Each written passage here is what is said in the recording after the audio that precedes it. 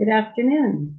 My name is Tara Chai, and I'm very excited to be here today to talk to you about something I'm very passionate about, which is telling your life story. A little bit about me. I apologize for that. A little bit about me. I am a speech language pathologist and the rehabilitation program coordinator in our movement disorders program in the Outpatient Rehabilitation Center at Barrow Neurological Institute. I've been a speech language pathologist or SLP since 1999, and I've been in my current role since 2009.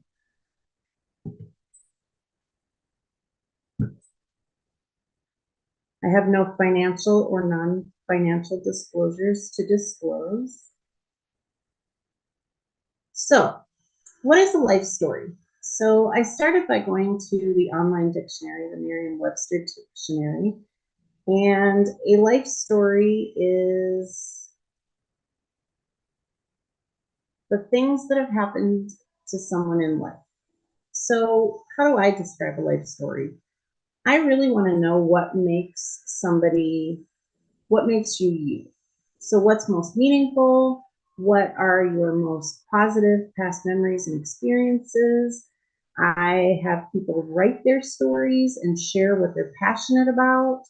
I have them include both text and pictures so that we have a very robust story and lots to share when we're telling our story.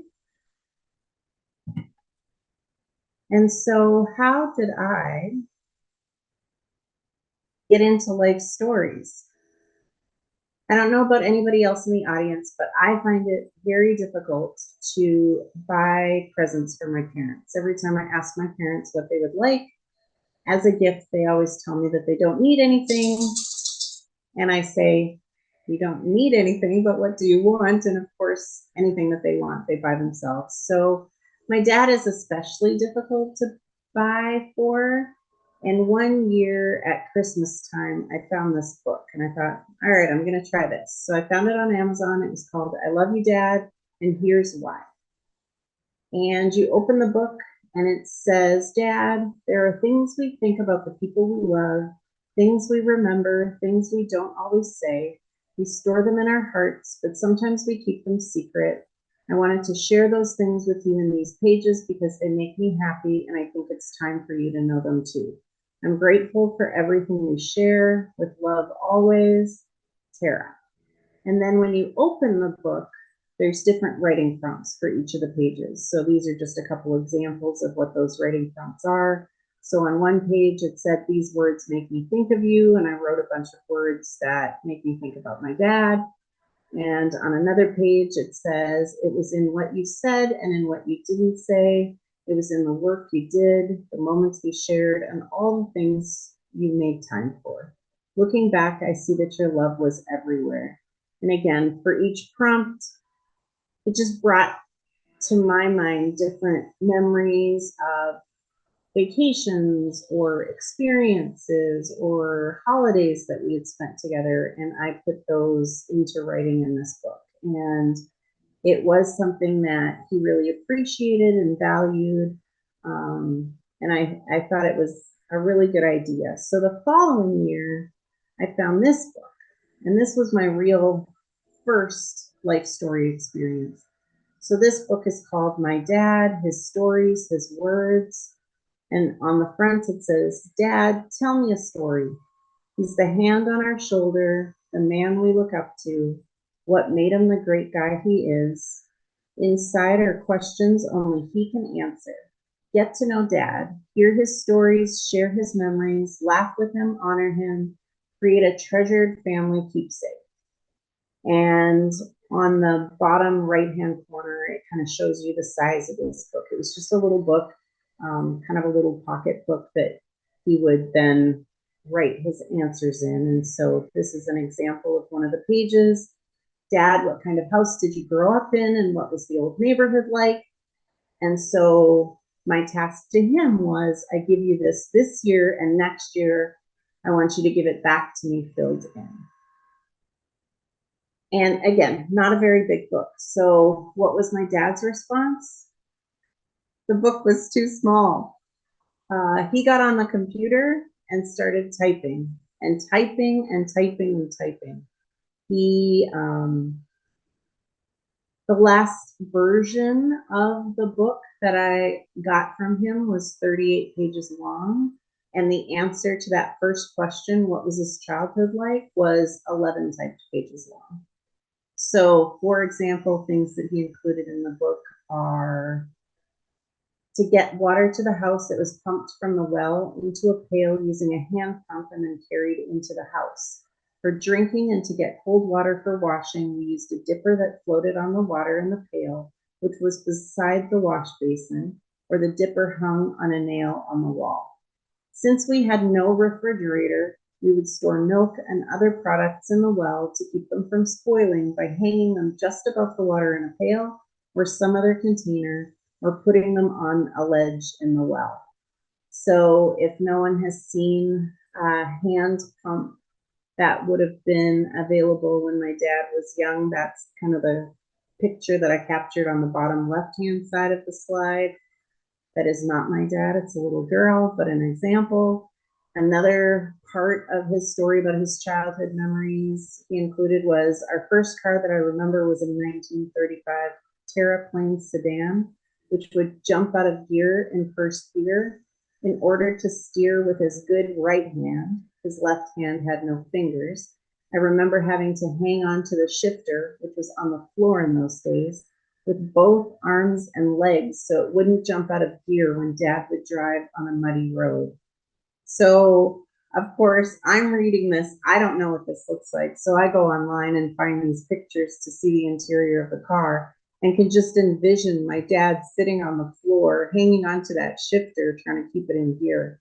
Obviously, this was before the days of seat belts. Now, as a daughter, I learned so much about my dad by having him write down this story. I had heard some of these stories in the past, but not all of the stories, and certainly not in the detail that he's got in this book, because as he starts writing, he remembers other things. And he's created this amazing legacy of story in his life. I mean, he got out graph paper and graphed out the area because he grew up in the country. So where the different neighbors lived and how they interacted and got to school. And this is something now that he's created that can be shared with other people, his grandchildren, other family members. My dad's not big into computers, so it's just typed, straight typed, no nice paragraph breaks, nothing. It just goes on and on and on. So what can I do to help? Well, I can add some formatting and I can add pictures because I think about my niece and nephew. They don't have any recollection of some of the things that he's talking about because it all was so much more before their time. And so I can find these pictures or pull in some of his pictures. He was an avid photographer, and find some of these family photos and incorporate them into the story to just give them a little bit more life and a little bit more meaning for people if they don't know what he's talking about. Now, as a speech language pathologist, what a powerful tool for all my clients and families. So I really try to include writing activities and prompts as part of our therapy sessions and our goals. And sometimes we do that writing in the clinic. Sometimes I send people home with homework activities where I give them a topic and ask them to write about that topic. And really, whenever someone is writing their story, we're working on finding words, their memory, planning, sequencing, and the mechanics or grammar of writing. I always engage family members in the process. So sometimes it's difficult for people to write, or it's difficult for people to remember all of the details on their own. So family members can capture the stories on their behalf or help them get those details down. And again, I want people to pick what they want to talk about So they should be highly motivating stories, real life experiences, and I really think having the pictures helps support that story. And on the right-hand side here, if someone's really stuck, I may be able to give them some examples of different topics where we might start. So sometimes if I bring up family or meeting their spouse, that's a good way to start. Sometimes it's pets if they're really stuck. Sometimes it's favorite holidays or family traditions. And again, I let them pick or I give them some ideas and we start there. So when I think about my clients with different diagnoses, I may use their life story a little bit differently. So, for example, if someone has a diagnosis of progressive supranuclear palsy, they likely have weakness in the muscles of their mouth and tongue, which can impact how clear their speech is. So their speech may be more slurred, it might be tight, or uncoordinated. Their voice might sound strained, and getting their speech out is often more effortful and takes them more time. So if we think about that life story, if we've created a story and it's difficult for someone to get their words out clearly, you would be able to read their story as they're telling you their story. And if some of the words aren't very clear, or if you can't tell exactly what they're talking about, you've got that written transcript to kind of help you decipher what they're talking about. Again, other things that might happen with progressive supranuclear palsy, somebody with PSP may have more difficulty finding words or getting their thoughts out. They might have slowed processing speed, so it takes them longer to kind of digest and understand what people are saying and then come up with what they want to say. Difficulty organizing their thoughts, planning, or staying focused. They may have aphasia, which is a language impairment, which makes it more difficult for people to understand what they hear or what they're reading, or to find words or write words down. And they may experience apathy, where they just aren't as engaged or motivated to participate in different social settings and environments. So having a story might be a really good way to engage someone and get someone talking if they tend to be more of a passive listener and not want to participate in those conversations.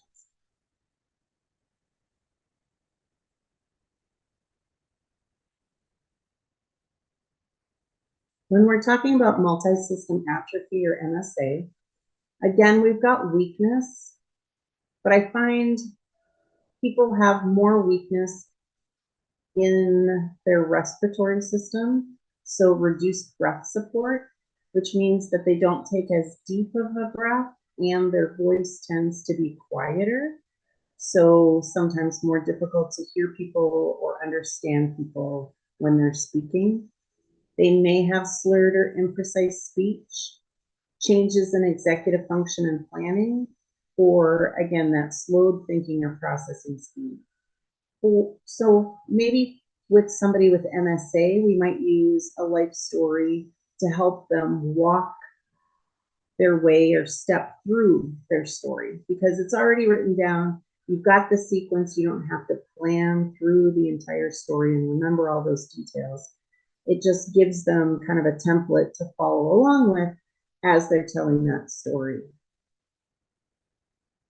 For corticobasal degeneration, people may experience difficulty controlling the muscles of the face and mouth. This can cause slow and halting speech. They may have slurred speech, a soft voice, or apraxia of speech. So apraxia of speech is a motor programming deficit where someone knows exactly what they want to say, and when they go to say it, it just doesn't come out correctly. They might have difficulty finding words, difficulty with planning, organizing, problem solving, and memory, or they might have some visual spatial changes, so it's more difficult to interpret or understand things that they're looking at visually. So again, if we've got changes in speech or changes in thinking that make it difficult to communicate their story, we can help them create that and have that available to reference. If they have apraxia of speech and they can't get the words out, but they know what they are, it just gives them something to read out loud, which will be an easier task, and they'll be able to tell the story more fluidly. So how do I use life stories therapeutically? I've tried to kind of talk about this a little bit as we're going through the different diagnoses. But again, a written transcript of your story. If someone's speech isn't clear and you're sharing, and they're trying to share their story with someone who's not a familiar listener, I feel like familiar listeners, close family, they're going to understand you and know what you're trying to say. But someone who's less familiar may not be able to keep track of or understand all of the words or all of the details as you're saying them because of changes in speech or voice. So they can be holding and looking at the life story and looking at the pictures as you're telling your story. And that just helps provide some clarification in case there's anything that's unclear. If someone is wanting to tell their story, but they're having difficulty remembering the details or that sequence, again, they can use it as a transcript and the pictures and kind of follow along and tell the story and show people the pictures. If there is some aphasia, which is the difficulty comprehending what you're hearing or reading, we do have the writing paired with the picture supports. So it helps somebody if you're talking about their story and they can see the pictures. Oh, yeah, that's what we're talking about. I remember that. I remember that vacation. That was fun. It can provide choices. So perhaps somebody has written some life stories about their favorite activities or places to go. And if you pull out the life storybook, they could look through there and find what they want to do or how they want to spend their birthday. And I also think it's really important for people as they have more difficulty with communication, being able to continue to give them ways to participate and share and reminisce about these life experiences that make them who they are and are so important to them.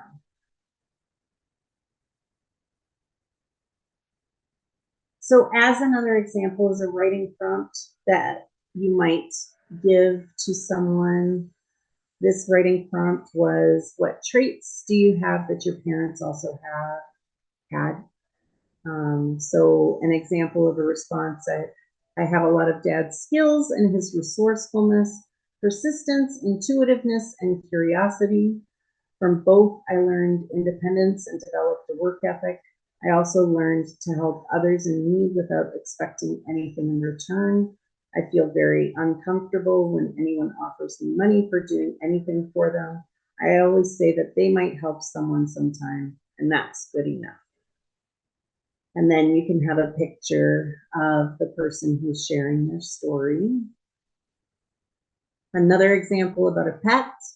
Foxy, we always had dogs growing up, but because my dad was allergic to them, they stayed outside. Once I purchased my own home, I decided I wanted my own dog. It took me 10 years to finally take the plunge. I guess I was waiting for Foxy. I found Foxy at Potato Chips Pomeranian Rescue in Ahwatukee. After looking at all of the dogs they had in the kennels, I wasn't very impressed and went to leave. That's when they brought Foxy out from the back and put her in my arms. She was so sweet and so calm. She was really awesome. And then a picture or two of that pet.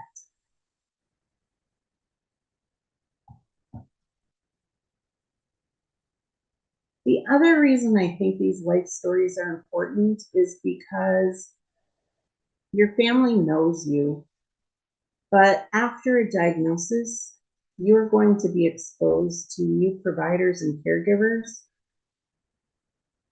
and they never knew you before your diagnosis.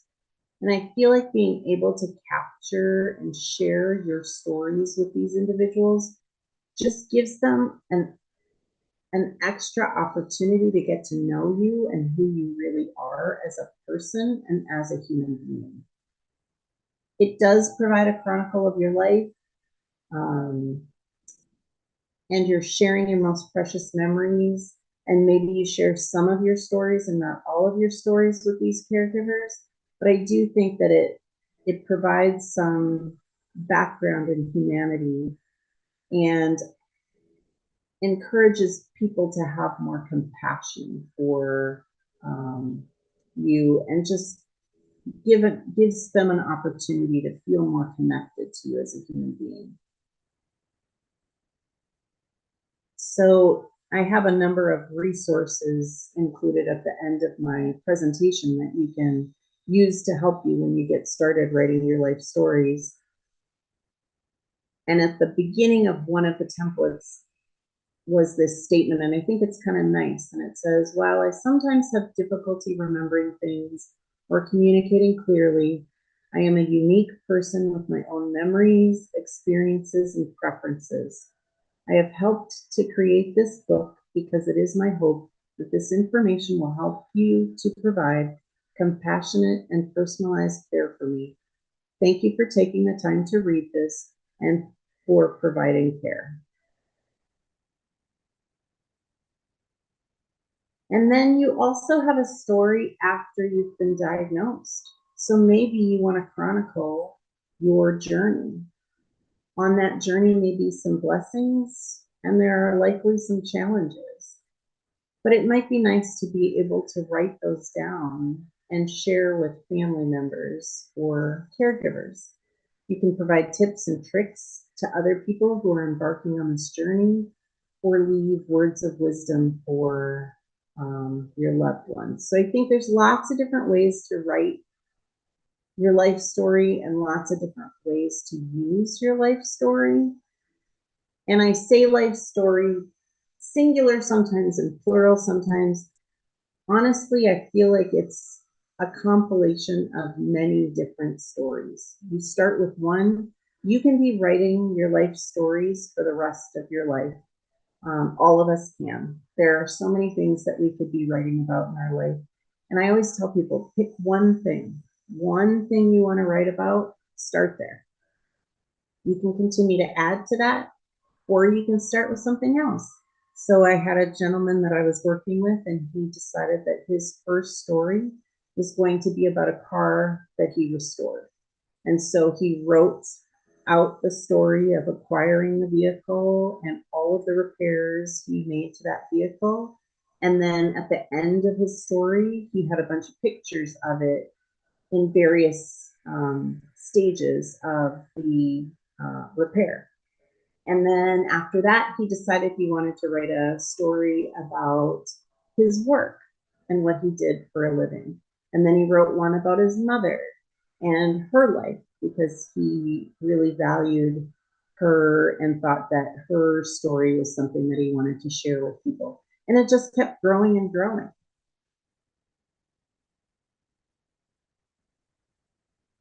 And again, it's a family,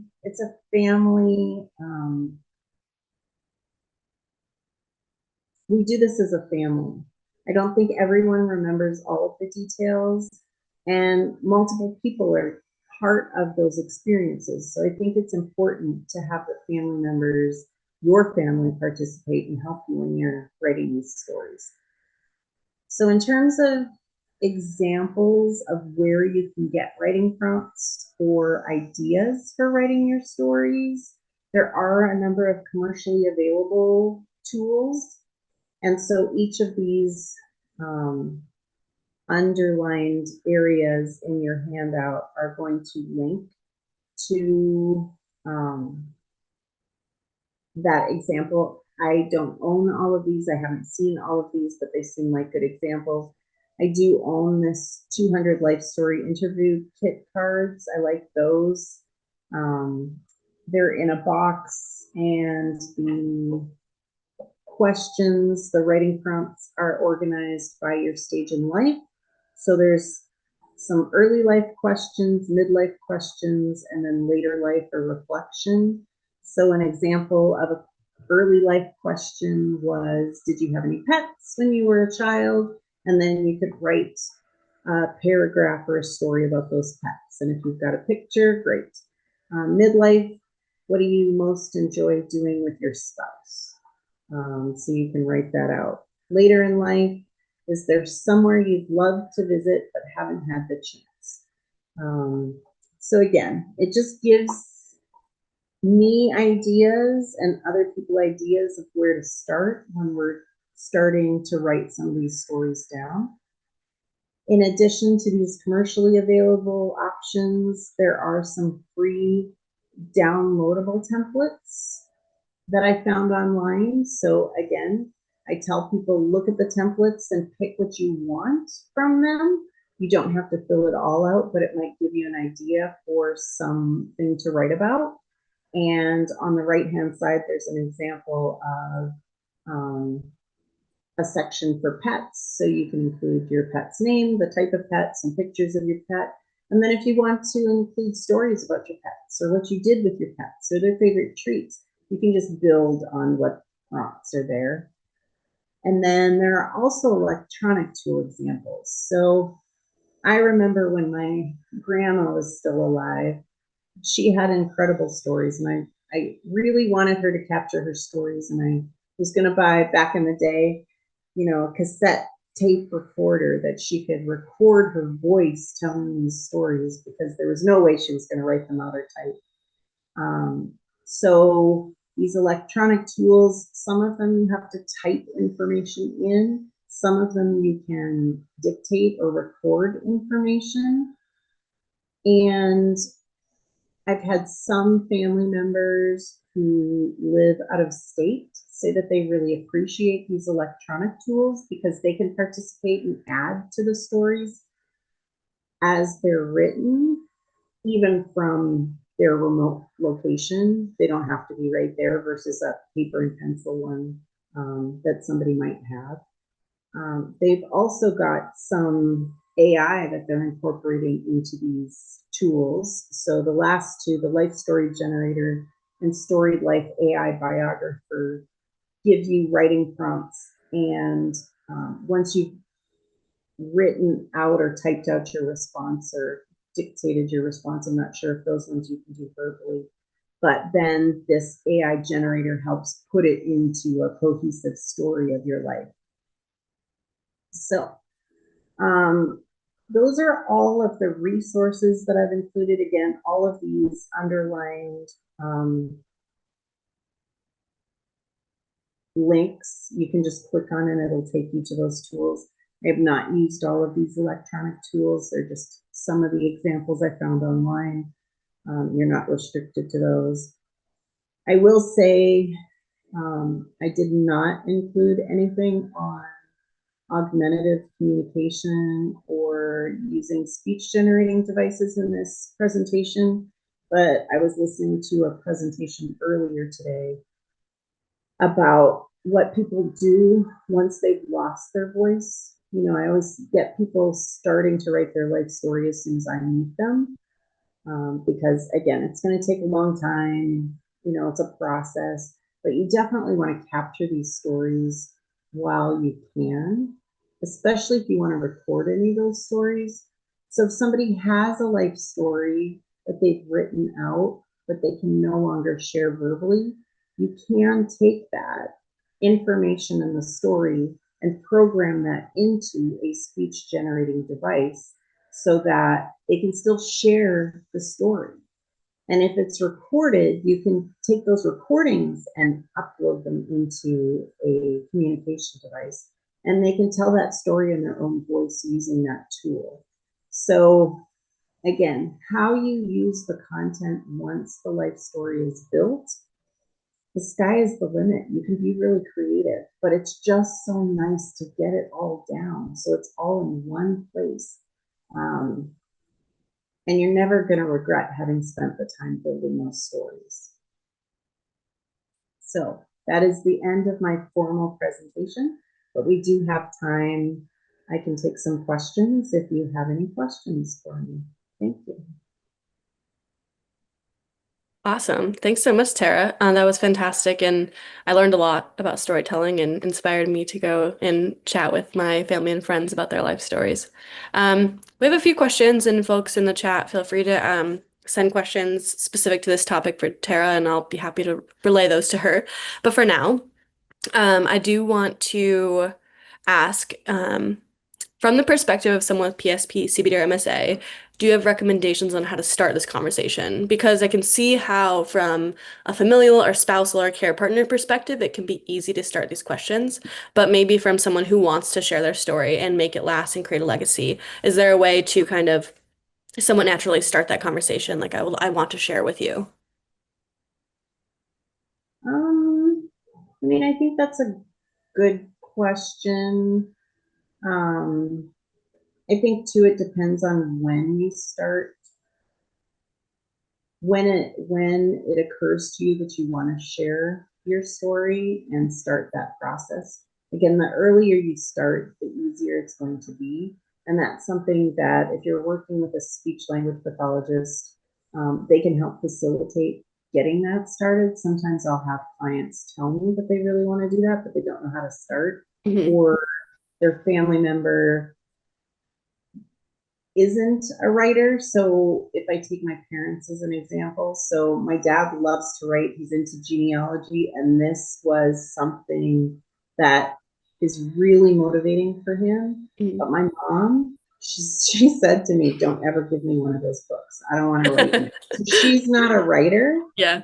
And so if he were the person with PSP and my mom is the caregiver, Hmm. she may not be the best person to capture his story because she doesn't like the process. Hmm. So maybe, figuring out who it is in your family that would be interested in and a really good fit for that activity. It could be a kid, it could be a Hmm. grandchild, it could be a family friend, it could be a caregiver. It doesn't matter. It's just a matter of having someone who takes the time to listen to your story and capturing it for you.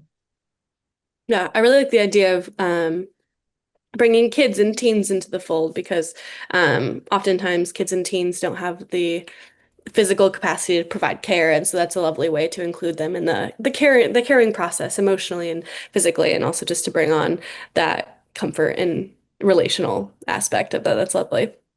And so my next Absolutely. question is, and this is a phrase I often hear, is meaning making or making meaning of something. And so I'm curious, and you did talk about this, but expanding a little bit on how telling your story can really create meaning out of the suffering and the hardship and the difficulties that come from these diagnoses, and how we can like flip it into something maybe not positive, but a little bit more life-giving. I'm curious about that.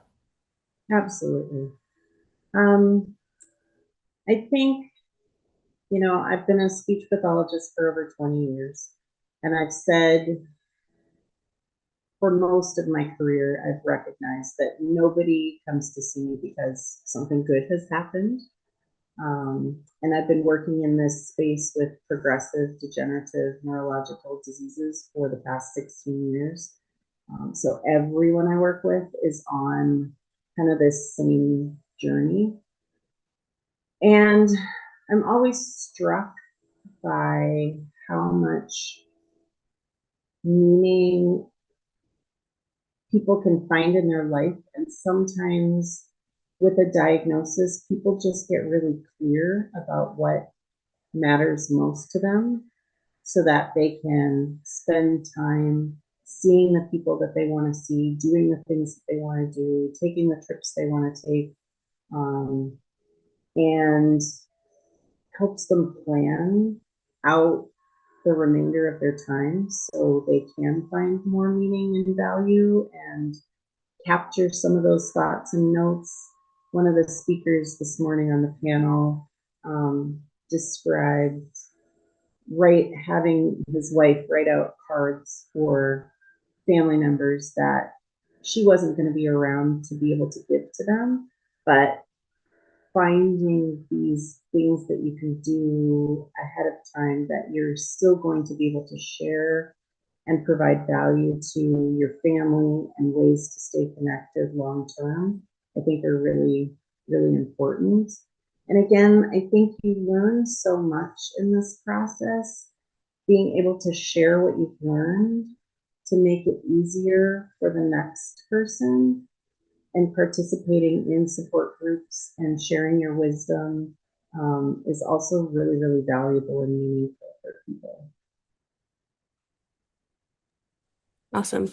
Um, well, I guess we can wrap up early. I have one more question for you, Tara, but as we wrap up, please feel free in the chat to ask any questions. I really value perspective. You have such a unique perspective as a SLP, as a speech language pathologist who is advocating for this very holistic care. Not only are you caring for, the speech and the swallowing, but you're also caring for the person's well-being. And so I'm curious what advice you would have to someone who is seeing a speech language pathologist who might not be familiar with these diagnoses and maybe doesn't take that approach. And I'm curious if you have advice for people who can approach their speech language pathologist and say, hey, I would really like to start implementing XYZ into our practice. Absolutely. Well, I will say before I was in my current role, I had worked with one person who had PSP. So most speech language pathologists that you encounter aren't going to have a lot of experience with these diagnoses. So I would start by really encouraging your therapists or caregivers or providers, any of them, to become more educated about each of the diagnoses. CurePSP is a wonderful resource. There's lots of information and education available for professionals in addition to patients and family members. So I think that being really aware of and learning more about the diagnosis is a good place to start. And then advocating for yourself, making sure that they understand what your goals are. I think that speech language pathologists need to be flexible and creative in finding ways to support you in achieving your goals. And I feel like telling your life story is just a different form of communication. It might not be the traditional way to think about communication when they're working with you on articulation and different speech strategies, but it's a really valuable tool that will continue to be useful and something that you can um, use throughout the course of your disease. So again, I think it's really valuable to start it early. Um, and if someone's not familiar with the process of building a life story, this presentation will be available on the YouTube channel. There are so many resources in this presentation that you could share with them as ideas, and just don't be afraid to have an open dialogue with your speech pathologist. They're there to help you, and they're there to help you achieve your goals and your family's goals. And it shouldn't be a one-way street. It shouldn't be directive, and it shouldn't just be their goals. It should really take your goals and values into account. And if it's not somebody that's willing to do that, then you can try somebody else. Sometimes you just need to find somebody who's got the same vision as you do. I love that reminder, especially coming from a clinician themselves, of that, it's a two-way street. I like that phrase a lot, that you can advocate for yourself, you can bring resources and yeah, I really like that. And that's a great point and very valuable. And I hope that's an additional takeaway from your presentation today. Okay, well, with that, we're gonna wrap up super quick. Thank you again, Tara. This was fantastic and a topic that I learned a lot about as well.